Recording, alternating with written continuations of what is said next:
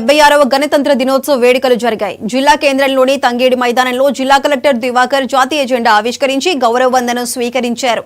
ఈ కార్యక్రమంలో అధికారులు, నాయకులు, స్థానికులు పాల్గొన్నారు. స్వాతంత్ర సమరయోధులకు, అమరవీరులకు, భారత రాజ్యాంగ రూపకర్తలకు జోహార్లు అర్పిస్తున్నాను.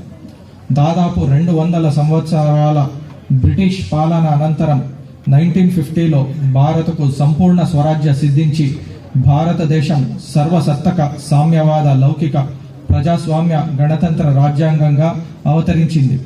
స్వాతంత్రం వచ్చిన తరువాత మమ్మల్ని మనం పరిపాలించుకోవడానికి దేశానికి రాజ్యాంగం అవసరమని భావించిన నాటి దార్శనికులు రూపొందించిన రాజ్యాంగం 1950 జనవరి 26న అమల్లోకి రావడంతో జనవరి 26న గణతంత్ర దినోత్సవంగా ఎంతో ఘనంగా జరుపుకుంటున్నాం. ప్రజా సేవకులుగా ప్రజా సంక్షేమమే లక్ష్యంగా సాగుతున్న మన ప్రయాణం ఫలప్రదం కావాలని మరోసారి ఆకాంక్షిస్తున్నాను.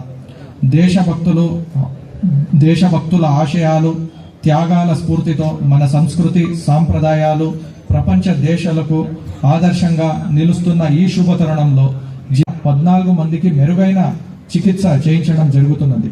ఈ సంవత్సరం 3947 మంది గర్భిణీ స్త్రీలు నమోదు కాగా అందులో 3013 మందికి ప్రభుత్వ ఆసుపత్రిలో ప్రసవాలు చేసి రాష్ట్రంలో ప్రథమ స్థానంలో నిలిపిన వైద్య సిబ్బందిని ఈ సందర్భంగా అభినందిస్తున్నారు.